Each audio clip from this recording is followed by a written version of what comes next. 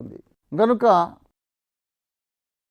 ఈ మృగము యొక్క సంఖ్య అన్నారు చూశారు. ప్రపంచ ప్రముఖ రాజకీయ నాయకులను వాళ్ళ పేర్లను హెబ్రీ భాషలో రాసి, గ్రీకు భాషలో రాసి, ఆ పేరుకున్నటువంటి న్యూమరిక్ వాల్యూ సంఖ్యా విలువను లెక్కబెట్టడానికి, లెక్కించడానికి పండితులు ప్రయత్నం చేశారు. వాళ్ళ ఉద్దేశం ఏంటంటే ఎవరి పేరులోని అంకెలను కూడినప్పుడు 666 అనే ఆ ఫలితం వస్తుందో అతడే అబద్ధ క్రీస్తు అని. అలా చేసి చాలామందిని ప్రపంచ ప్రముఖ రాజకీయ నాయకులందరి పేర్లు రాశారు. లాటిన్లో కూడా ఇదే లక్షణం ఉంది. లాటిన్లో కూడా ఐ అనే అక్షరం రాస్తే 1, వి అనే అక్షరం రాస్తే 5, ఎక్స్ అనే అక్షరం రాస్తే 10. మనకు తెలుసు, రోమన్ అంకెలు మనం రాస్తూ ఉంటాం. కనుక ప్రపంచ రాజకీయ నాయకులను వాళ్ళ పేర్లను రాసి చూసి ఎవరి పేరుకైనా 666 ముద్ర టోటల్ నంబర్ వస్తుందేమోనని చూశారు. హిట్లర్ గారి పేరు, రోమన్ క్యాథలిక్ పోప్ గారి బిరుద నామధేయం రాశారు. అలా రాస్తే ఎంతోమంది పేర్లకు 666 ముద్ర నంబరే వస్తూ ఉంది. ఉదాహరణకు నీరో అనేది రోమా చక్రవర్తి యొక్క బిరుదు. ఆ నీరో NERO అనే అక్షరాలకు సంఖ్యా విలువలు కూడితే 666 అనే ఫలితం వస్తుంది. గనక రోమా చక్రవర్తి నీరో మళ్ళీ అబద్ధ క్రీస్తుగా వస్తాడేమోనని ఒక ఊహ. కాదు, పోప్ అనే మాటకు కూడా అదే అర్థం ఉంది, అదే సంఖ్యా విలువ ఉంది. గనక పోపు గారే అబద్ధ క్రీస్తు అన్నారు కొంతమంది. ఇలాగ రకరకములుగా అంచనాలు వేసి లెక్కలు కట్టి లెక్కలేనంత మంది అబద్ధ క్రీస్తులను తయారు చేశారు. ప్రియులారా, సాతాను, మన విరోధి అయిన సాతాను దుష్ట మేధావి. వాడొక ఈవిల్ జీనియస్. వాడు అబద్ధికుడు. సత్యాన్ని ఎలా మరుగు చెయ్యాలో బాగా తెలిసినవాడు. రాటుదేలిన మోసగాడు వాడు. ప్రియులారా, ఈ బైబిల్ పండితులందరినీ వాడు తప్పుదారి పట్టించాడు. ఇంతకు 666 ముద్ర ఆ సంఖ్యను మనము లెక్కించాలి అంటే అర్థం ఏమిటంటే దాని అసలు అర్థము పరిశుద్ధాత్మదేవుడు నేర్పిస్తున్నాడు. మనం విందాం, నేర్చుకుందాం. 3 6లు ప్రక్కనే రాసి చూడండి. 6 అనేది 7 కంటే కొంచెము తక్కువ. కీర్తనల గ్రంథం 8వ కీర్తనలో దావీదు భక్తుడు ఇలాగంటూ ఉన్నాడు 5వ వచనంలో, నీవు నరపుత్రుని దర్శించుటకు వాడు ఏపాటివాడు, దేవుని కంటే వానిని కొంచెము తక్కువ వానిగా చేసి ఉన్నావు.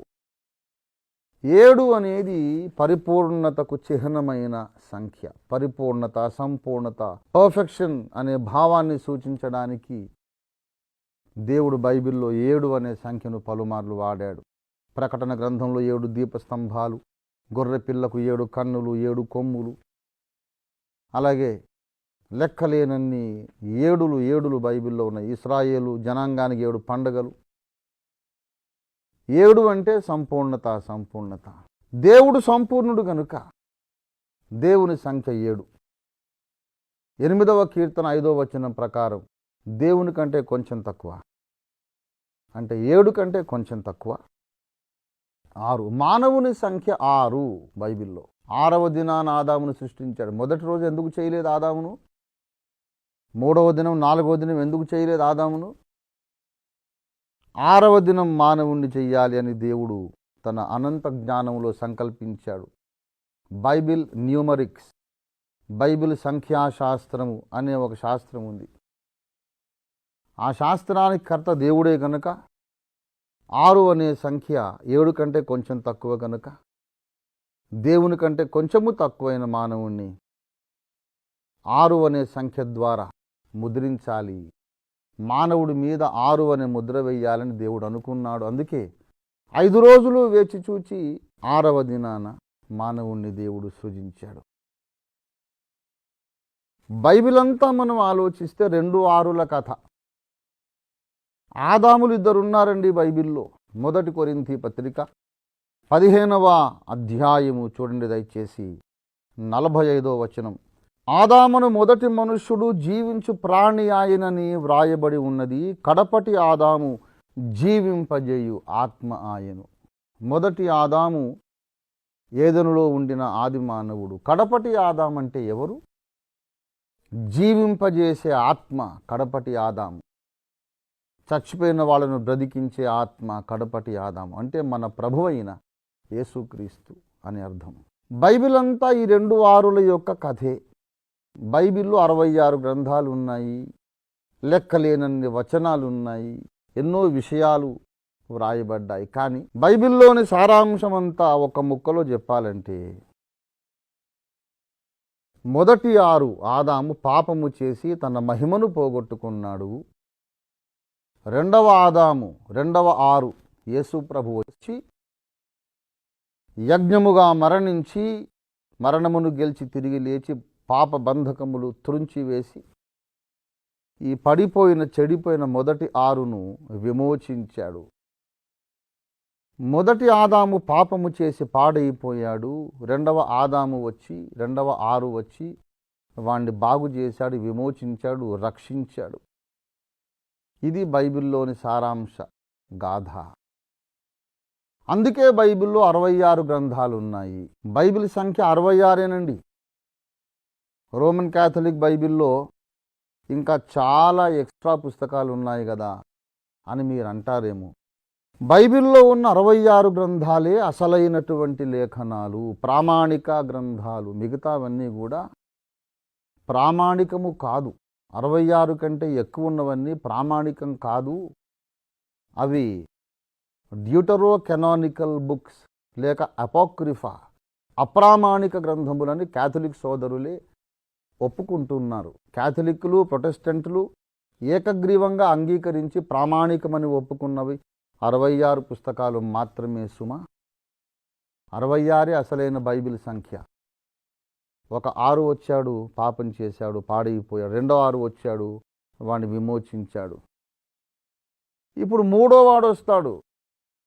వాడొచ్చి నేను కూడా ఒక 6 అంటాడన్నమాట. అది 666 అనే సంఖ్యకు అర్థం. 66 గ్రంథాలు ఉన్నాయి. దీనికి ఇంకొక 6ను చేర్చుట క్రీస్తు విరోధి పని. యేసు ప్రభు వచ్చి నేను మొదటివాడను కడపటివాడను అన్నాడు. కడపటివాడను నేనని యేసు చెప్పుకున్న తర్వాత వేరొకడు వచ్చి నేను కూడా దేవుడనే, నేను కూడా అవతారమునే, నేను కూడా ప్రవక్తనే అనడం క్రీస్తు విరోధి తత్వం. అంత్యకాలపు ప్రపంచ నియంత నేనే మెస్సియాను, నేనే క్రీస్తునని చెప్పుకుంటాడు. వాడు 3వ 6. వాణ్ణి నమ్మకండి.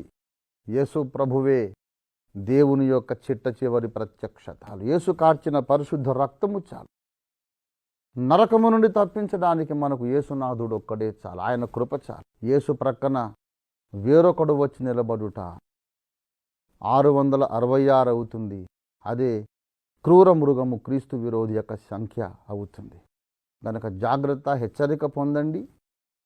66 గ్రంథాలలోనే ఉండండి. 3వ 6లోనికి వెళ్ళకండి. దేవుడు మీకు అటువంటి జ్ఞానమునిచ్చునుగాక.